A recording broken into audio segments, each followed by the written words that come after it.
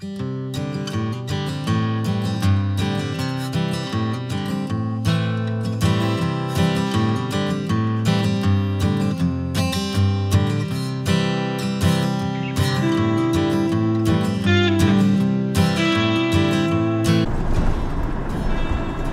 ersten Impressionen aus Pakistan. Wem fällt was auf?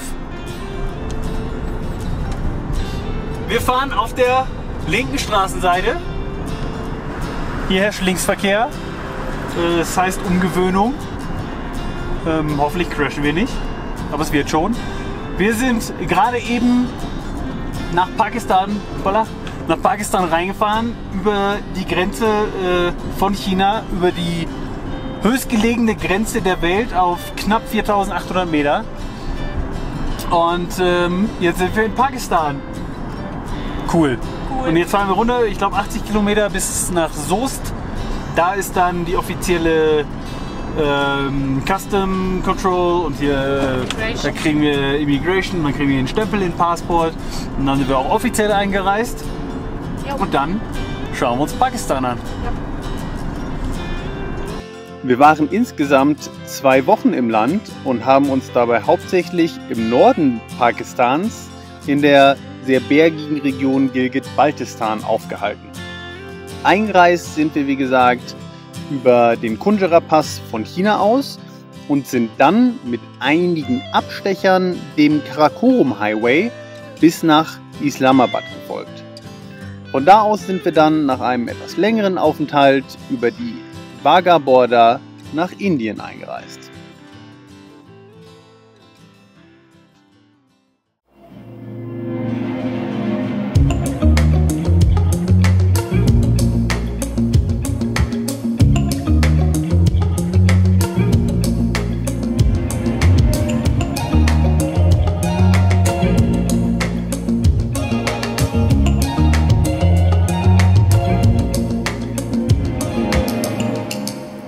Leider macht das Motorrad von Oma wieder Probleme, sodass er von Brian wieder einmal abgeschleppt werden muss.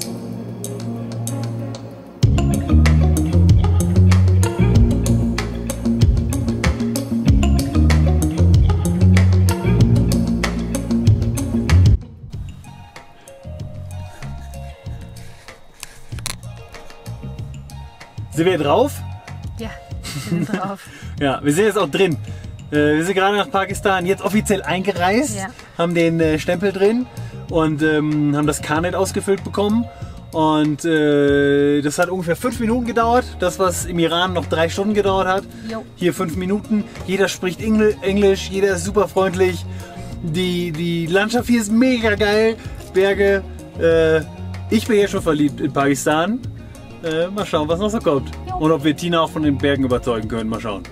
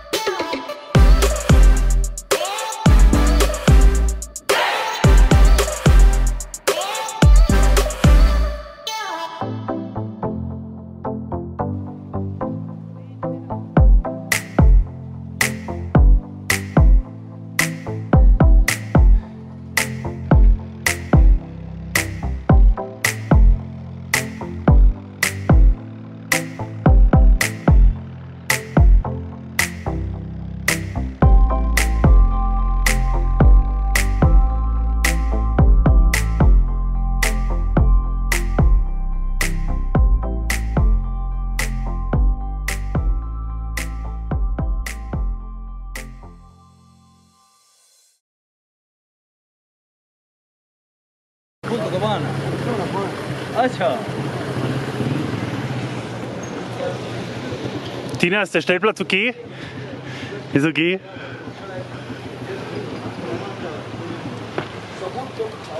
Wie gefällt dir Pakistan so?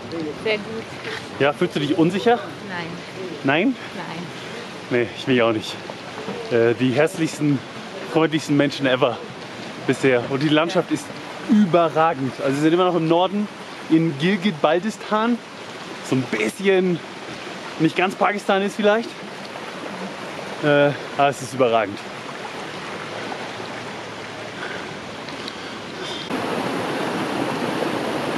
Mach eine Grimasse. Danke.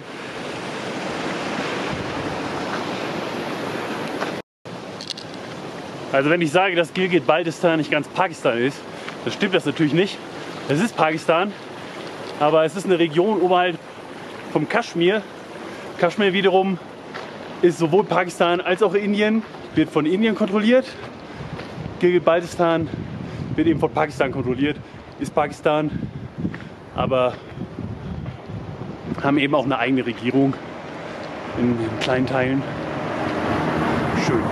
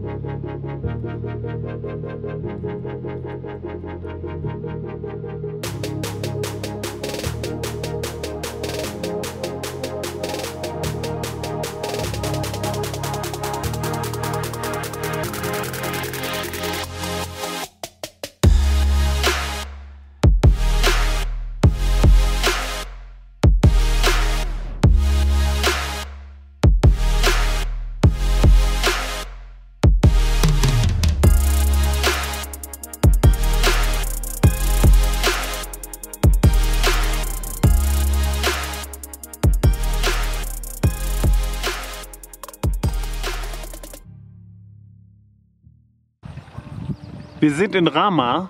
Hier sieht man ganz schön, heute Nacht hat es geregnet. Zumindest auf unser Auto hat es geregnet. 50 Meter höher hat es geschneit. Es ist kalt. Und wir wandern jetzt zum Rama Lake.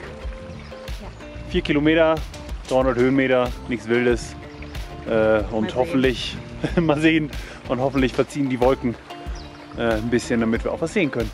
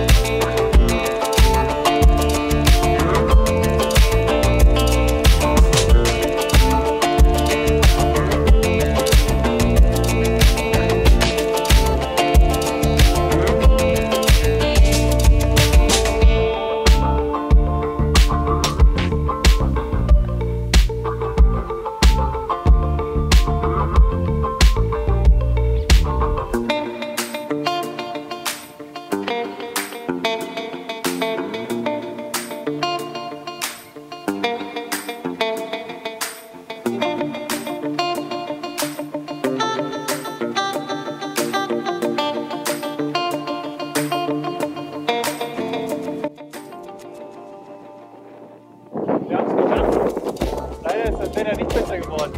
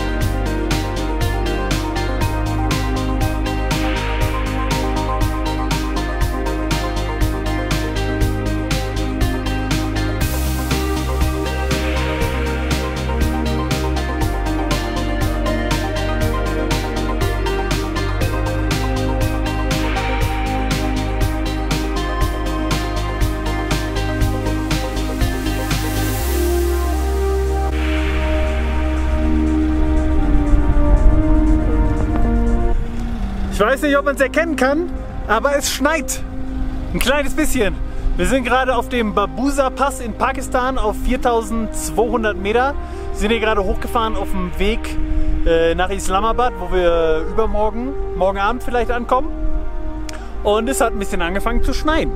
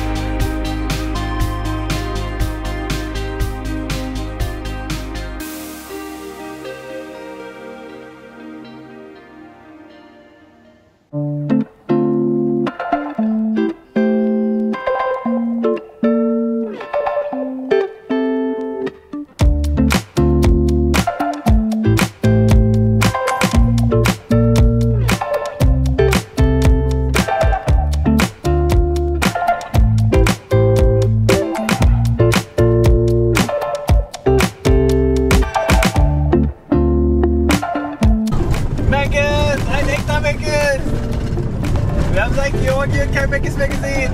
Meckes! McDonald's! Dina, willst du den Leuten sagen, warum du so glücklich bist gerade? Weil wir bei Meckes sind. Hier ist ein Meckes.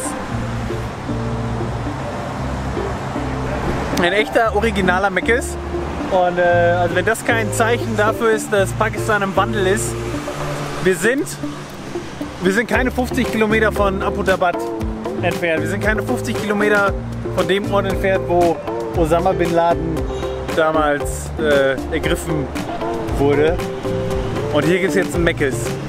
Ja. Wir wussten, dass es welche gibt, dachten aber erst in Islamabad, in der Hauptstadt. Und jetzt haben wir diesen hier gerade durch Zufall entdeckt. Sieht nagelneu aus. Und hier machen wir jetzt Mittag.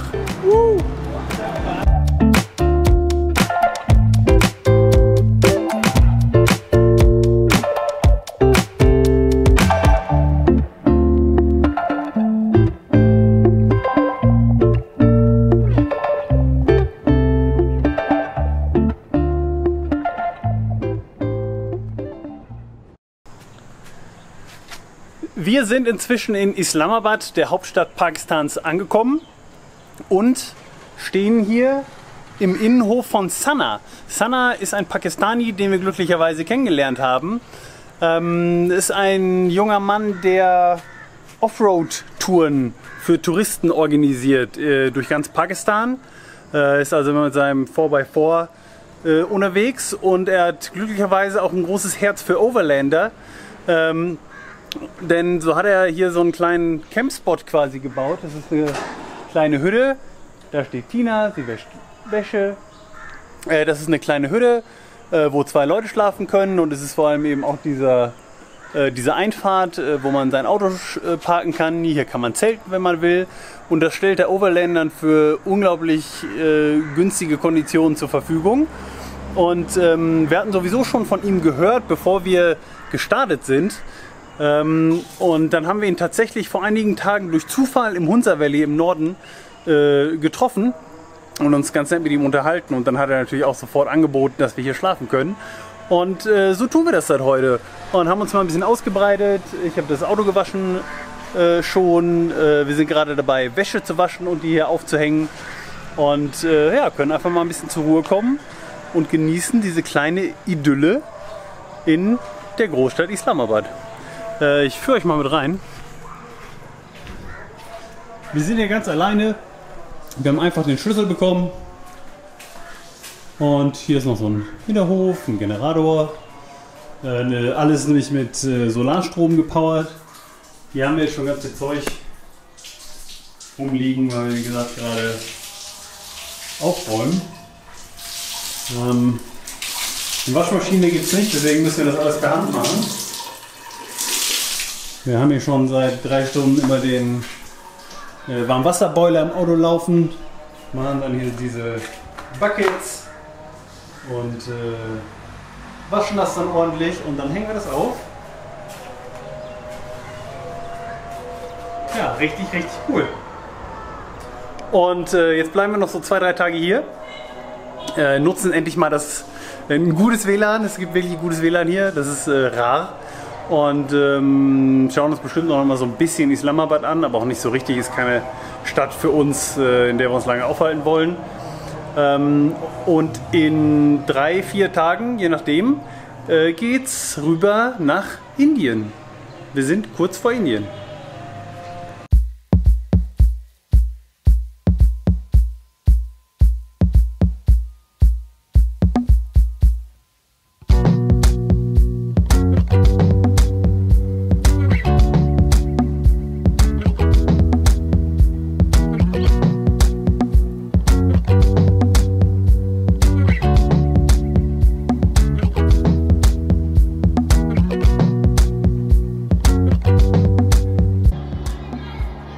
Sana hat es möglich gemacht. Ich bin fast alleine in der Faisal-Moschee. Ich habe jemanden gefunden. Denk mal. Ja, irgendwie ist wegen Gebetszeit jetzt gerade geschlossen worden. Wir waren irgendwie ein paar Minuten zu spät. Aber er hat uns reinschleichen können.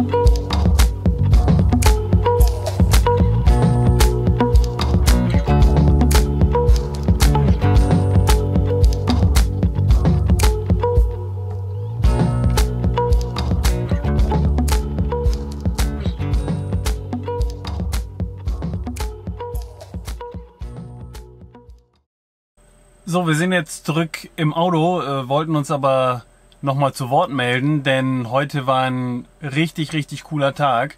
Eigentlich wollten wir heute schon auf dem Weg nach Indien sein, aber Sana hat uns überredet, noch einen Tag zu bleiben und hat uns heute Morgen erst zum Frühstück zu sich nach Hause eingeladen, hat uns dann den Tag über durch Islamabad gefahren, uns ganz viel gezeigt, uns ganz viel erzählt. Das war sehr, sehr cool und hat uns dann heute Abend zusammen mit ein paar Freunden von ihm und zusammen mit Katja und Ruben, ein anderes deutsches Reisepärchen, was auch gerade bei ihm an diesem Overlanding-Spot übernachtet, zum Abendessen eingeladen, und zwar auf ein Grundstück auf einem kleinen Hügel außerhalb von Islamabad mit einem wunderschönen Blick über die Stadt, und da hatten wir ein gemeinsames Abendessen.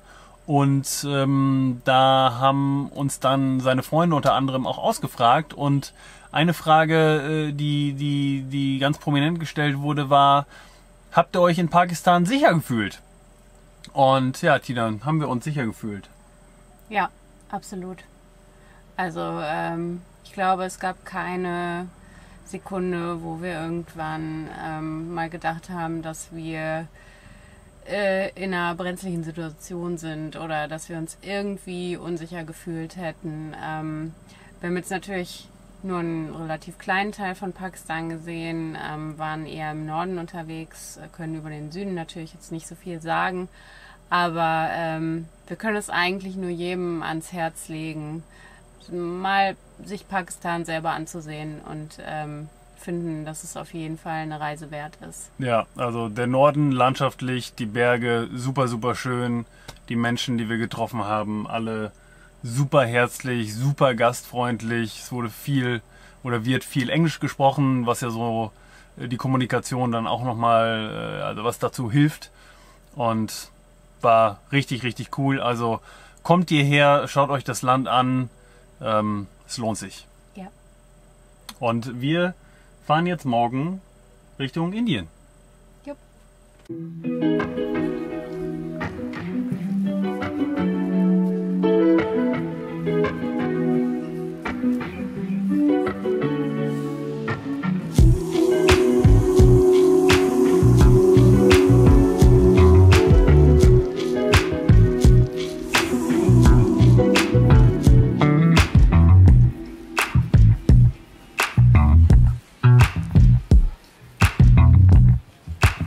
Tina, was machen wir gerade? Ausreisen. Ausreisen aus wo? Ja, wir reisen aus Pakistan, reisen gleich ein nach Indien, wenn die Grenze vorher nicht schließt. Und da haben wir schlechte Erfahrungen gemacht. Aber die Leute sind sehr bemüht und vereint sich und haben das Gleiche.